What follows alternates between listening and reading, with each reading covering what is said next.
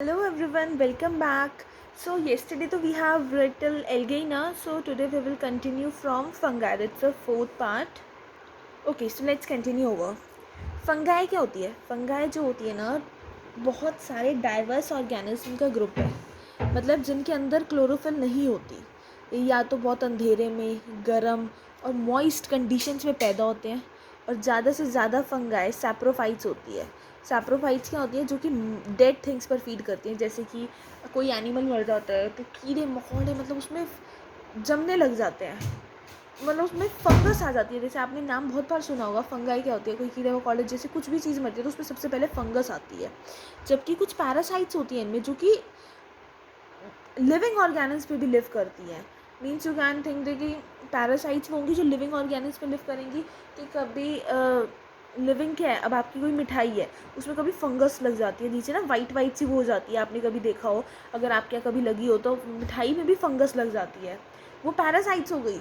और वो living organism मतलब हम ह्यूमंस पे भी अटैक कर सकती है।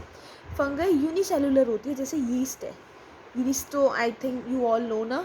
मल्टी सेलुलर होती है, जैसे कि मशरूम है। मशरूम मल्टी, या तो वो यूनिसेलुलर ऑर्गेनिज्म होती है या मल्टी सेलुलर, जिसमें ज़्यादा से ज़्यादा सेल हो, और यूनिसेलुलर जिसमें एक ही सेल हो। Yeast you can see in this photo, mould and mushroom. कुछ एग्जाम्पल्स है फंगाई के: यीस्ट, मोल्ड और मुकोर। मोल्ड को मुकोर कहा जाता है, mushroom and penicillium. I hope you all have understood the fungi topic very carefully, and if any confusion do you have in your mind, then just comment me, I will clear out your all confusions. Okay, now the fifth one is protozoa. Protozoan it's a singular, का मतलब होता है पहला जानवर, first animal. Protozoa unicellular micro organism होते हैं, और ये एक सेपरेट किंगडम में पैदा होते हैं, मतलब they are in a separate kingdom, जिसे कहा जाता है protista. This question can be asked in your exams. Name the separate kingdom of protozoa, that is protista. They are found in ponds, lakes, rivers, sea and damp soil. ये कहाँ पाए जाते हैं? Pond's में, लेक्स में, reverse में, सी में और सॉइल में, जो कि दबी मतलब डैम्प सॉइल हो। प्रोटोजोआ या तो सैप्रोफिटिक होंगे या पैरासिटिक होंगे, वही बात आ जाती है। ईग्लिना, ईग्लिना क्या है? Is an exception. मतलब आप जानते हो ईग्लिना इसका एक एग्जाम्पल है, कि जिसमें क्लोरोफिल भी होती है और वो अपना खुद का खाना बना सकती है, और वो प्रोटोजोआ है। वो मीन्स सैप्रोफिटिक भी है और पैरासिटिक भी। एक्सेप्शन से वो आपको ये बताना चाह रहे हैं। कुछ एग्जाम्पल्स होते हैं प्रोटोजोआ के: amoeba, paramecium, euglena and trypanosoma. Now the मतलब matter of microorganism is completed, so we just carry on to useful microorganism. कुछ माइक्रो ऑर्गेनिज्म बहुत यूजफुल भी होते हैं, ज़रूरी नहीं है हर कोई हार्मफुल हो। माइक्रो ऑर्गेनिज्म का क्या यूज़ होता है? Number one is making of food items. Bacteria जो होता है ना, सर्टेन फूड आइटम्स प्रिपेयर करने में हेल्प करते हैं, जैसे कि कर्ड, चीज़, ब्रेड और पेस्ट्रीज। लैक्टोबैसिलस बैक्टीरिया जो होता है वो कर्ड बनाने में मदद करता है मिल्क से। और जो कर्ड होती है ना, वो एक प्रोटीन से बनती है, जिसे कहा जाता है casein. In your exams it could be asked, name the protein used to form curd, that is casein, CASEIN, casein. You could see its spelling here, written that casein. This is the protein used to form curd, जो कि milk में already present होता है। Clumps together to form सॉडिफाइड मास, मतलब जो ये Cassen होता है ना, ये ऑलरेडी मिल्क में प्रेजेंट होता है, ये नाम प्रोटीन। जब ये इकट्ठा होता है, क्लम्प करता है मतलब जोड़ता है, और ये फिर एक सॉलिडिफाइड मास बना देता है, मतलब एक जमी हुई चीज़। तो दूध कितना पतला होता है, दही कितनी गाढ़ी होती है। कैसेन कोगुलेशन मतलब क्लम्प फॉर्मेशन। कैसेन कोगुलेशन को कहा जाता है क्लम्प को फॉर्म करना। ये सिर्फ तभी प्लेस करता है जबकि मिल्क जो है ना एसिडिक हो। मिल्क एसिडिक हो मतलब एसिड का मतलब क्या होता है? खट्टा। हम मिल्क में क्या डालते हैं? दूध में हल्की सी दही डालते हैं। दही को हमेशा खट्टा या मीठा कह दो आप, एसिड है ना वो एक। हम उसमें एक वन की भी हाफ स्पून हम उसमें दही डालते हैं, और फिर उसको हम जमाने के लिए रखते हैं, तभी तो जाकर वो हमारी पूरी हमारी फॉर्म होती है ना। किससे? क्योंकि उसमें वो एसिड आ जाता, एसिड डालने से वो कैसेन प्रेजेंट हो जाता है उसमें, और जो वो फिर उससे क्लम्प फॉर्म होता है, और उससे हमारी कर्ड जम पाती है। A spoonful of curd contains the bacteria lactobacillus. देखो स्पूनफुल डाल दो आप, क्योंकि ऐसा होता है कुछ स्पून बड़ी होती हैं, कुछ छोटी होती है। टेबल स्पून ले लो, वैसे ले लो। एक जब भी पूरी स्पून आप कर्ड डालते हो ना, तो उसमें बैक्टीरिया होता है जिसको कहा जाता है लैक्टोबैसिलस, जो कि जो होता है कर्ड का फॉर्मेशन को प्रमोट करता है मिल्क से। अब इस साइकिल में आपको कुछ अगर समझ में आ रहा हो तो let me show you this. सबसे पहले मिल्क और कर्ड ली जिसमें लैक्टोबैसिलस बैक्टीरिया है, फिर लैक्टोबैसिलस बढ़ता गया using the non fat components of milk के कंपोनेंट्स को यूज़ करते करते उन्होंने एसिडिक प्रोडक्ट बनाया, मिल्क एसिडिक हो गया, कैसेन कोगुलेट्स हुआ, उसके बाद क्या हुआ, एसिडिक मिल्क में कोगुलेट्स हुआ और फिर कर्ड बन गई मिल्क से. This is the whole means of transformation of milk to curd. अच्छा, next second. Cheese and paneer are also made by the action of bacteria lactobacillus. Cheese और पनीर कैसे बनते हैं? चीज़ और पनीर एक ही चीज़ है, they have written in that in English and Hindi. वो कैसे बनते हैं? एक्शन ऑफ बैक्टीरिया जो कि लैक्टोबैसिलस है, and one more bacteria that is Streptococcus on milk, streptococcus. This thing you should remember always as it could be asked in the exams.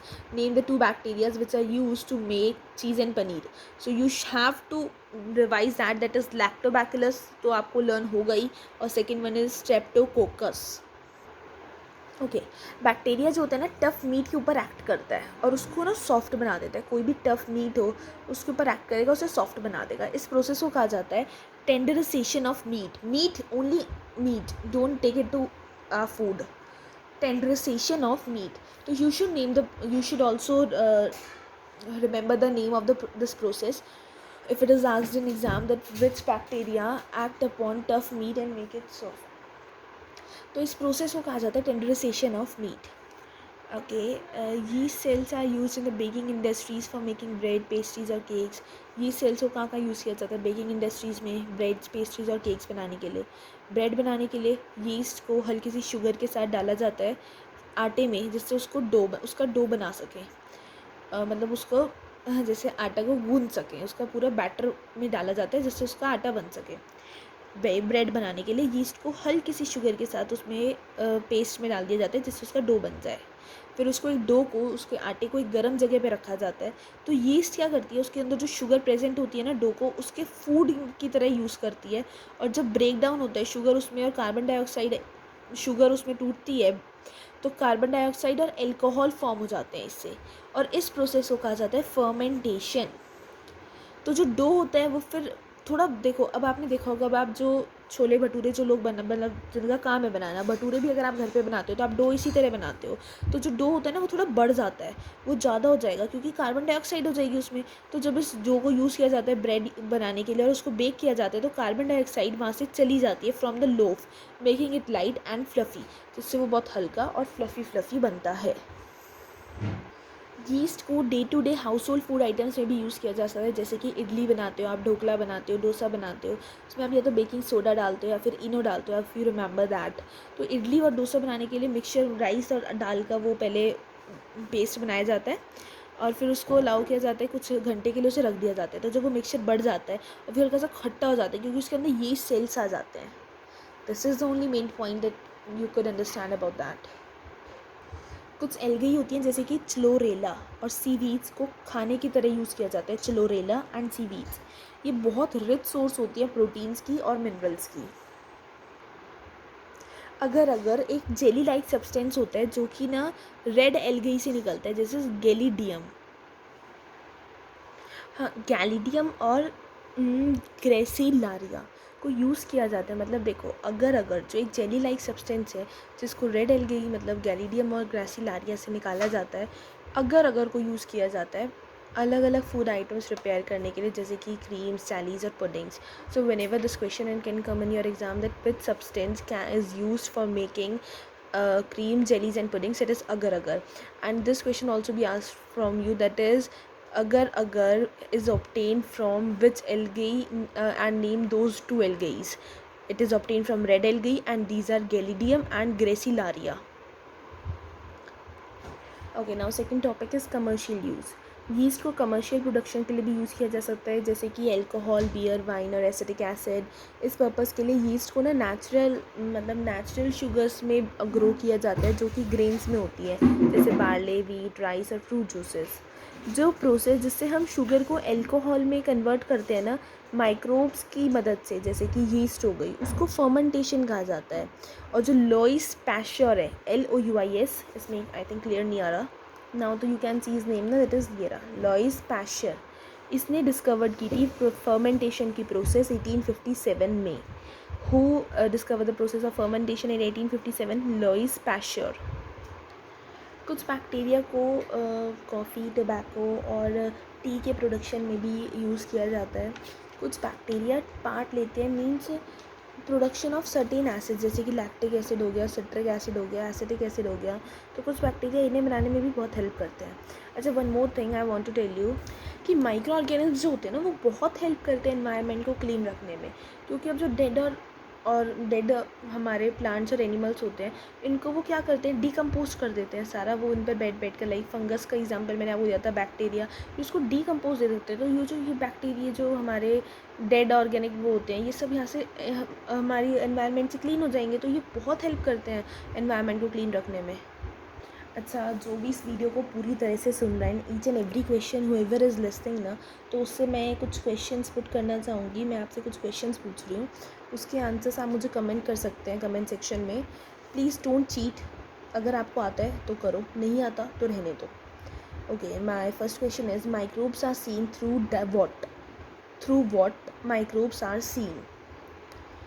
Second is Chlamydomonas belongs to a group called what? ये मैंने आपको बताया था, example है ये किसी का।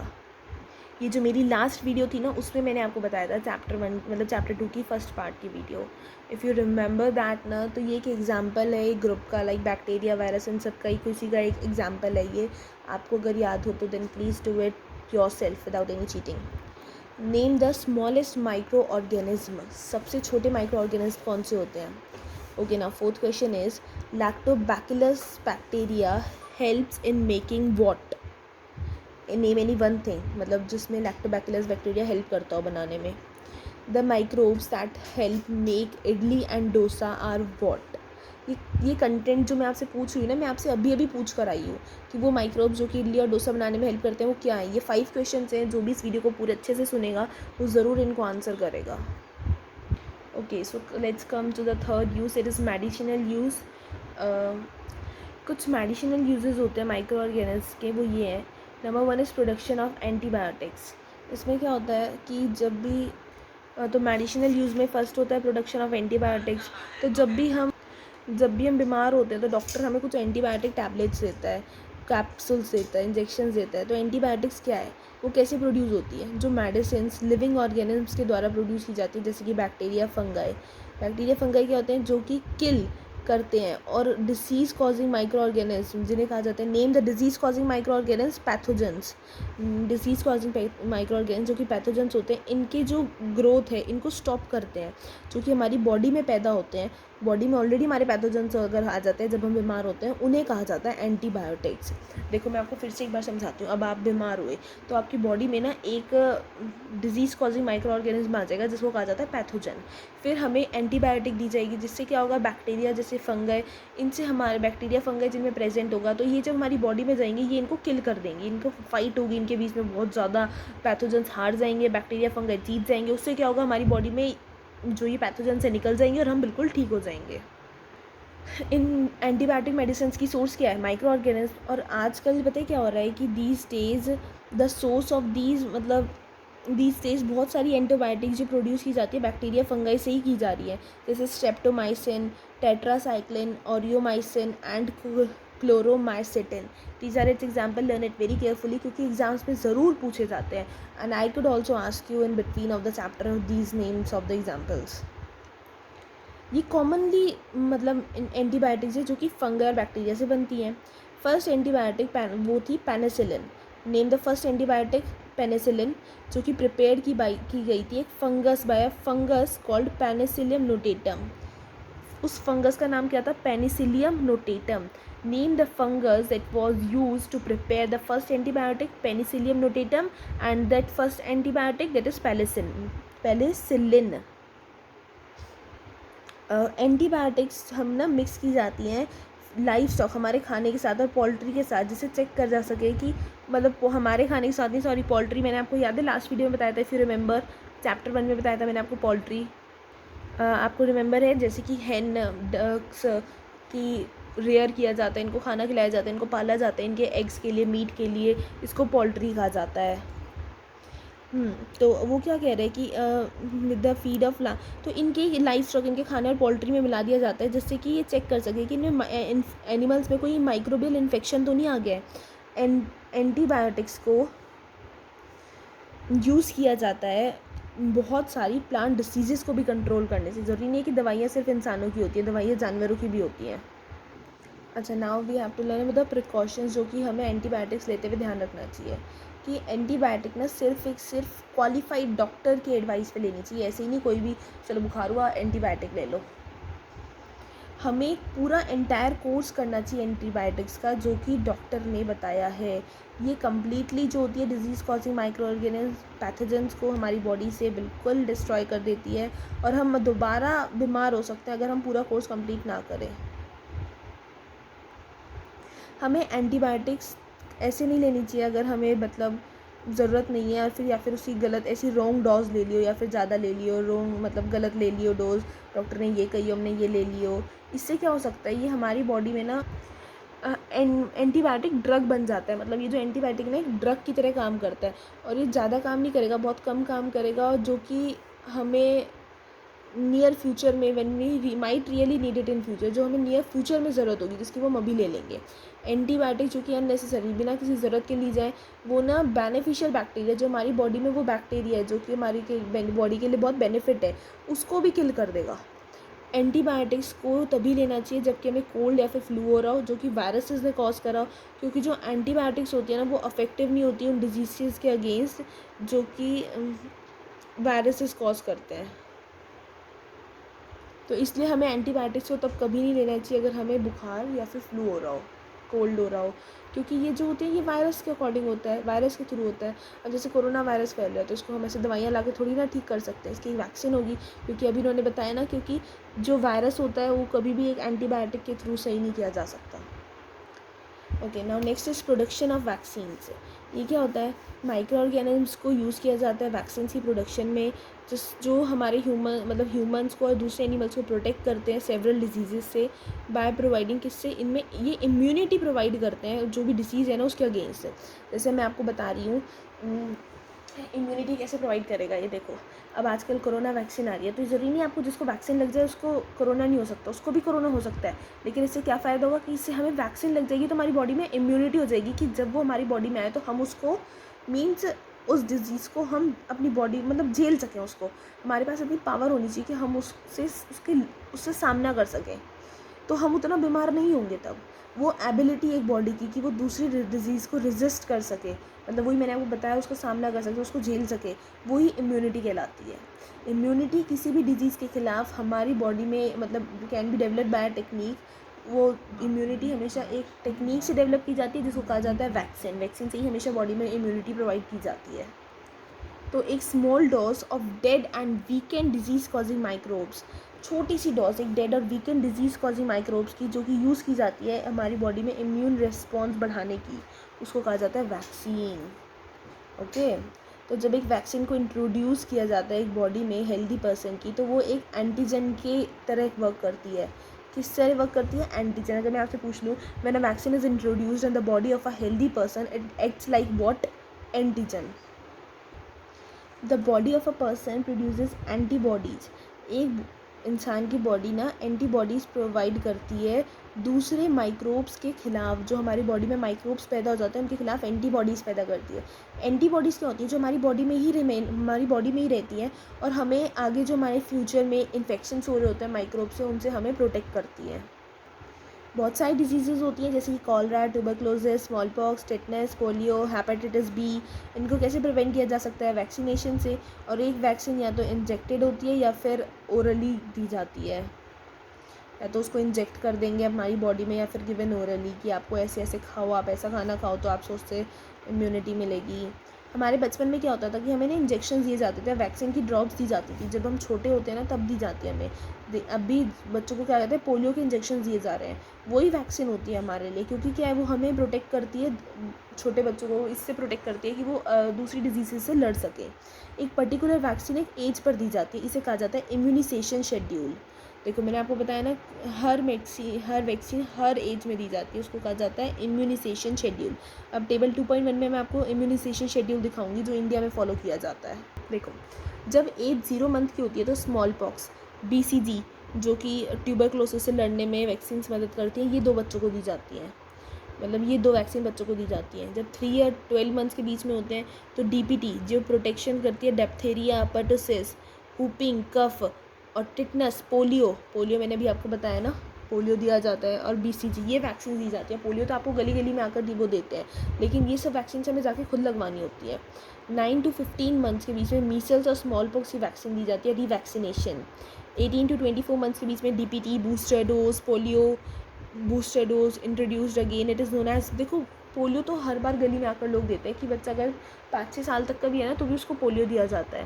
दिया जाता है क्योंकि वो एक गवर्नमेंट की तरफ से होता है कि बच्चों को वैक्सीन प्रोवाइड की जाए, क्योंकि कुछ पेरेंट्स होते हैं अफोर्ड नहीं कर सकते वो वैक्सीन लगवाना भी, तो इसलिए पोलियो दी जाती है कि वो कम से कम डिजीज़ से लड़ सके। पोलियो बहुत इफेक्टिव होती है।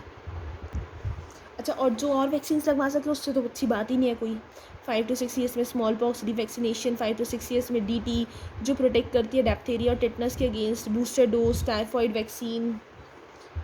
अच्छा, ये डिड यू नो में आज बहुत अच्छी बात बताई है कि एडवर्ड जेनर एक ब्रिटिश डॉक्टर था जिसने वैक्सीन डिस्कवर की थी स्मॉल पॉक्स की 1798 में।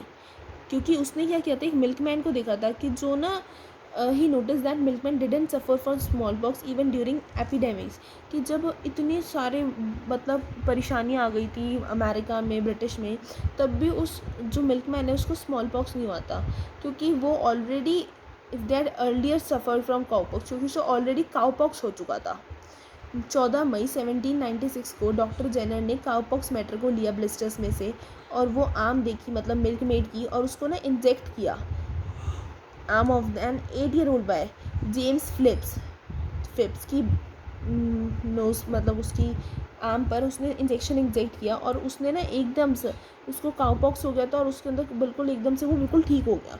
1 जुलाई 1796 को डॉक्टर जेनर ने वो सेम इंजेक्शन जो उन्होंने फिफ्स को इंजेक्ट किया था, स्मॉल पॉक्स का इंजेक्ट किया, लेकिन उसको कुछ भी नहीं हुआ, उसको स्मॉल पॉक्स नहीं हुआ। तो उसको मतलब ये पता चला कि इम्यूनिटी दी जाती है स्मॉल पॉक्स के अगेंस्ट। इस तरीके से उन्होंने जो थी, एडवर्ड जेनर ने वैक्सीन डिस्कवर की थी स्मॉल पॉक्स के अगेंस्ट। कब की थी? इन 1798। This question can also come in exam. Bacteria को विटामिन कॉम्प्लेक्स पैक्स, मतलब विटामिन बी कॉम्प्लेक्स टैबलेट्स बनाने में भी यूज़ किया जाता है। विटामिन बी की टैबलेट्स बनाने में भी बैक्टीरिया को यूज़ किया जाता है। 4th point is increasing soil fertility. पहले चैप्टर में हमने पढ़ा था राइजोबियम बैक्टीरिया के बारे में, अगर आपको रिमेंबर है तो। ये जो प्रेजेंट होते हैं लेगुमिनस प्लांट्स की रूट्स, नोड्यूल्स में होते हैं।